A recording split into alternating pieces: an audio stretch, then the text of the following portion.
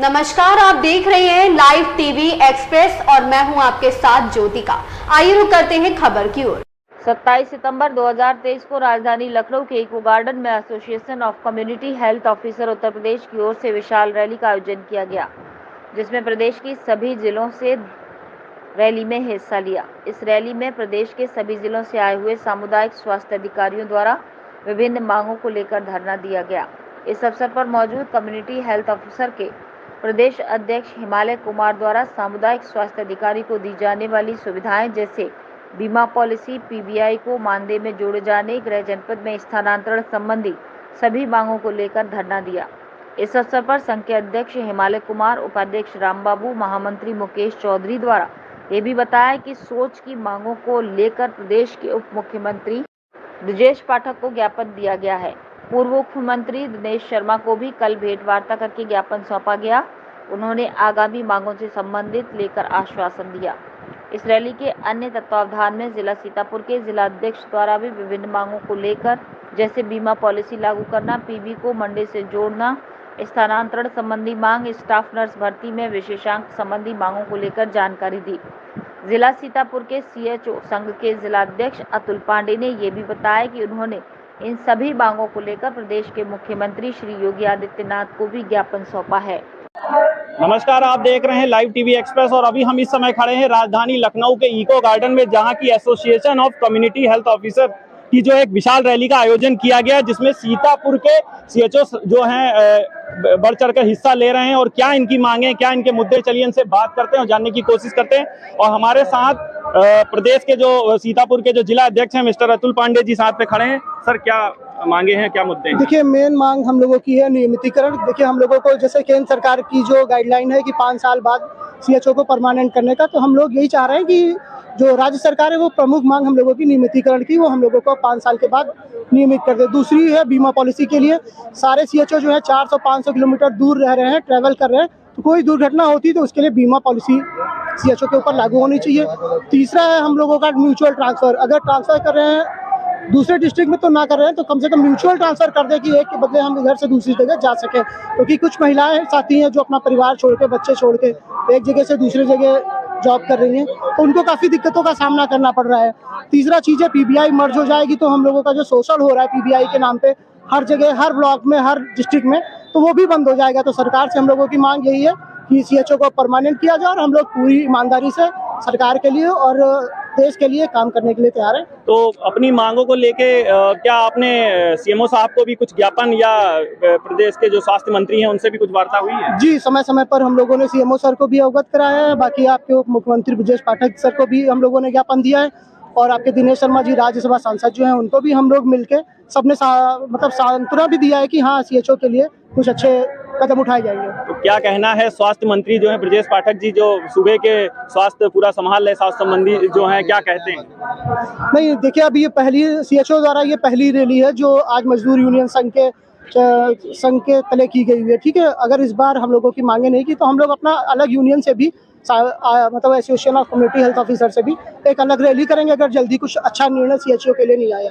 तो आगे की क्या रणनीति है सर, क्या है मतलब इन मांगों को अगर कोई भी सलूशन नहीं निकलता है तो फिर क्या करेंगे आगे? अनिश्चितकालीन? बिल्कुल, अगर कुछ निष्कर्ष नहीं निकल रहा है तो हम लोग अनिश्चितकालीन हड़ताल या पोर्टल पे काम ना करना या अन्य जो भी निर्णय लिया जाएगा वो पूरा एसोसिएशन की तरफ से लिया जाएगा। जो निर्णय वो लेंगे वही हम लोग भी लेंगे। जी सर, क्या नाम है आपका? रामबाबू, मैं प्रदेश उपाध्यक्ष हूँ। ठीक है, क्या मुद्दे हैं, क्या मांगे हैं? बेसिकली एक ही मांग है हम लोगों की, जो भारत सरकार की गाइडलाइन है कि सीएचओ को आफ्टर 5 ईयर वो हमें रेगुलर कर दिया जाए, लेकिन इस पे भी वो अभी राज्य सरकार के ये फैसला लेना है, डिसीजन लेना है कि वो कब तक रेगुलर कर रहे हैं। जब तक राज्य सरकार रेगुलर नहीं कर रही है तब तक के लिए अन्य राज्यों की तरह हम लोगों को, जैसे बिहार राज्य में किया गया है 35 + 8,000 मतलब पीबीआई मर्ज किया गया है। हरियाणा में टोटली मर्ज कर दिया गया है। केवल 40,000 का एक जो है बना दिया गया कि 40,000 का इनका वेतन ही आएगा, उसमें पीबीआई का कहीं भी नहीं है। पीबीआई आज की डेट में शोषण का मेन कारण है, जो विभिन्न कारणों से जो है हम लोग अपने इंडिकेटर नहीं पूरे कर पा रहे हैं।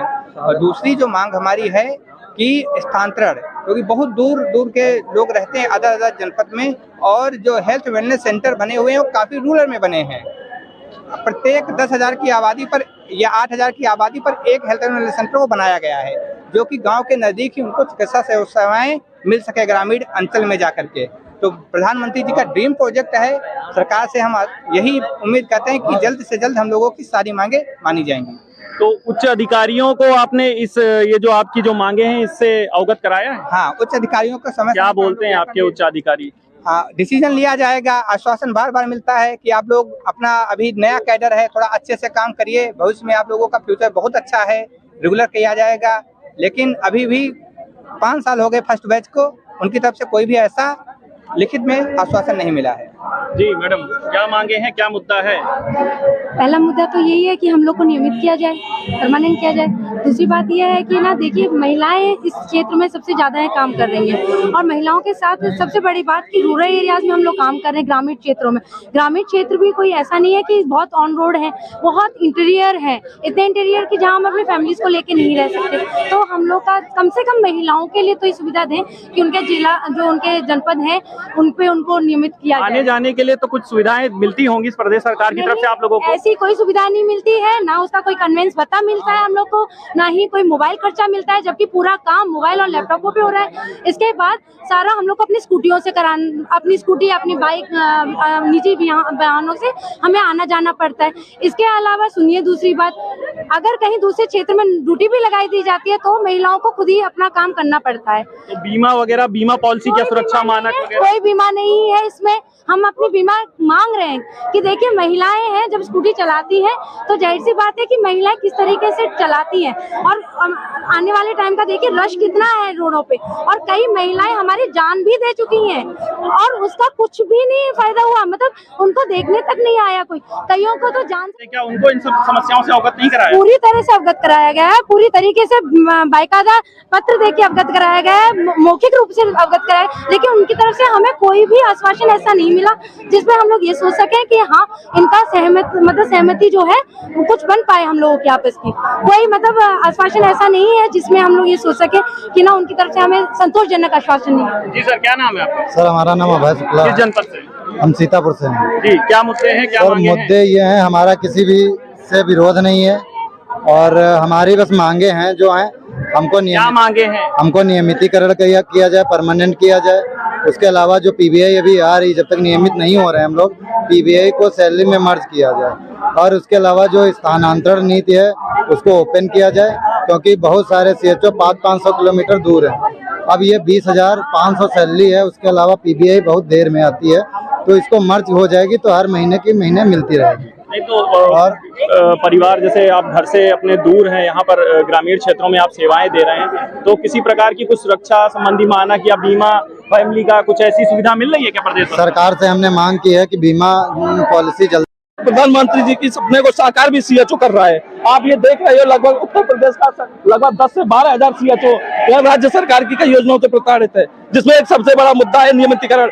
केंद्र सरकार कई बार अपनी तरफ से गाइडलाइन जारी कर चुकी है, अपनी तरफ से उसके निर्देश भी कर चुकी है, सुझाव भी दे चुकी है कि सीएचओ का नियमितीकरण किया जाए, लेकिन उत्तर प्रदेश सरकार इस पर कोई सुध लेने के लिए तैयार नहीं। अभी तक आपने किस को इसके जो है जानकारी दी? क्या स्वास्थ्य मंत्री को? बिल्कुल, इसके लिए हमने स्वास्थ्य मंत्री जी से जाकर मिले भी थे। स्वास्थ्य मंत्री जी के संज्ञान में भी है कि सीएचओ के नियमितीकरण के लिए केंद्र सरकार ने सुझाव दिया है। और सबसे बड़ी चीज, सीएचओ भी सबसे बड़ा जो शिकार हो रहा है वो पीबीआई है। पीबीआई जब तक सैलरी में मर्ज नहीं हो जाता है तब तक, और उसके साथ नियमितीकरण प्रथम प्राथमिकता है सीएचओ की। उसके बाद सीएचओ की लगभग अभी जो नियुक्ति हुई है उसमें लगभग 700 से 800 किलोमीटर दूर उनको घर से नियुक्ति दे दी गई है। इसीलिए सीएचओ की स्थानांतरण नीति बहाल की जाए। इन सब मांगों को लेकर सीएचओ यहाँ पे आज आंदोलन कर रहा है। अगर सरकार को एक चेतावनी है, अगर इसके बाद भी सीएचओ की मांगे नहीं मानी जाती है तो एक बहुत बड़े स्तर की रैली होगी और सरकार को सीएचओ की मांगे माननी पड़ेगी। क्या मुख्यमंत्री स्तर पे भी कोई आश्वासन आपको दिया गया है कि आपकी मांगे मानी जाएंगी? नहीं, मुख्यमंत्री स्तर से हमें कोई आश्वासन नहीं मिला है। तो क्या कोई ज्ञापन वगैरह क्या उनके संज्ञान में है? संज्ञान में है, सारे जिलाधिकारी महोदय के माध्यम से हम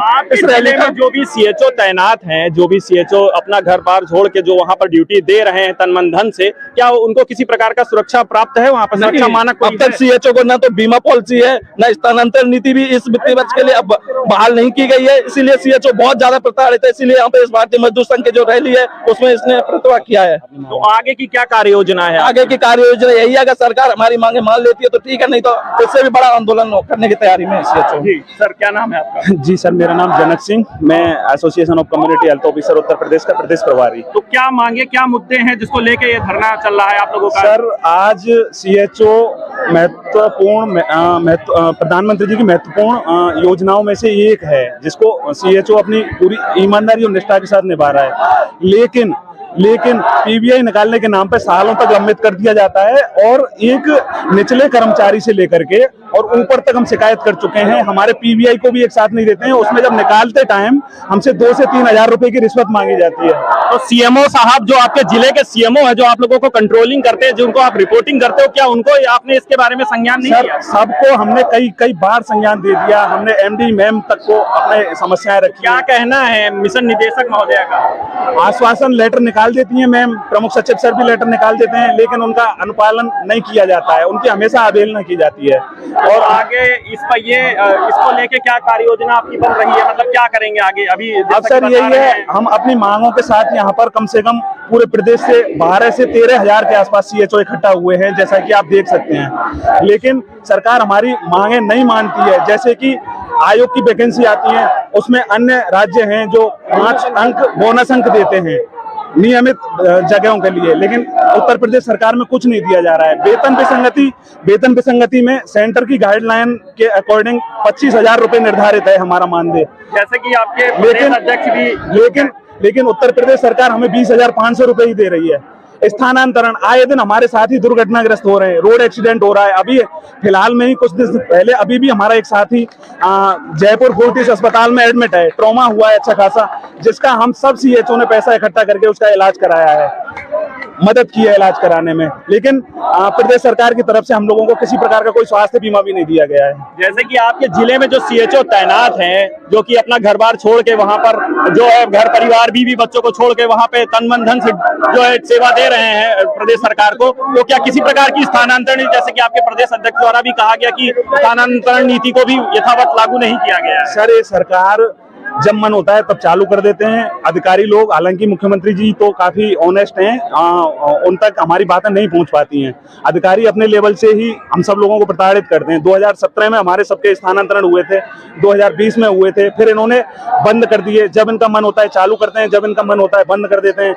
महिलाएं साथी हमारी जो अपने परिवार को छोड़ के अपने घर से 500 से 700 किलोमीटर दूर अपनी नौकरी कर रही हैं, और वो उनके साथ छोटे छोटे बच्चे भी हैं, वो घर से इतना दूर रह रही हैं, और रूरल एरिया में हम लोगों की तैनाती है, वहां पर ना तो कोई सुरक्षा का कोई ऐसा इंतजाम है हमारे लिए, हमारी महिलाओं के लिए, और उसके बावजूद भी ये सरकार नहीं सुन रही है।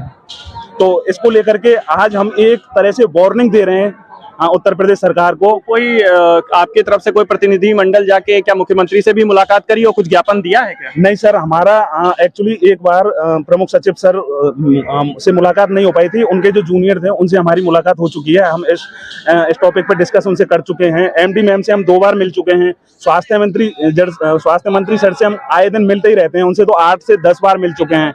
बाकी हम अपना ट्विटर पे भी कैंपेन करते हैं। और अभी क्या है कि हमारी गाइडलाइन से बाहर हमसे कार्य कराया जा रहा है। हमारा ड्यूटी आवर्स सरकार की तरफ से निर्धारित है 9 बजे से लेकर 4 बजे तक, लेकिन अभी आयुष्मान गोल्डन कार्ड बनाने में हमारे सीएचओ को इतना प्रताड़ित किया जा रहा है, जिसके नाइट में भी ड्यूटी लगाई जा रही है, जबकि 9 से 4 हमारा ड्यूटी आवर्स है। उसके बावजूद भी सुबह 4 बजे तक के ऐसे आदेश हैं कई एक जिलों से, और रात को 10-10, 11-11 बजे रात में भी ड्यूटी ली जा रही है क्या? गोंडा जिले में कल मेरे लड़के से बात हुई थी कि किस जिले से हैं आप? मैं फिरोजाबाद जिले से हूँ, तो वहाँ पे गोल्डन कार्ड के लिए बड़ा प्रेशर देते हैं, सुबह 6 से 8 बनाओ, क्यों 10 बजे साइड गड़बड़ हो जाती है, तो 6 से 8 बजे IWC से मत बैठो, केवल गोल्डन कार्ड बनाओ और टीकाकरण में ड्यूटी लगाते हैं। मतलब हम ग्रामीण क्षेत्र उसमें दवाई वितरण भी नहीं कर पा रहे हैं। जी सर, एक्चुअली क्या है मैडम, मेरा नाम मुकेश कुमार है, मैं सीएचओ यूनियन का प्रदेश महामंत्री हूँ। तो एक्चुअली क्या है, मैडम बार बार लेटर निकालती रहती हैं कि LWC के अलावा किसी भी सीएचओ को अन्य स्थान पे ड्यूटी नहीं करनी है, बट जो जिले स्तर। इस खबर में बस इतना ही। बने रहिए लाइव टीवी एक्सप्रेस के साथ।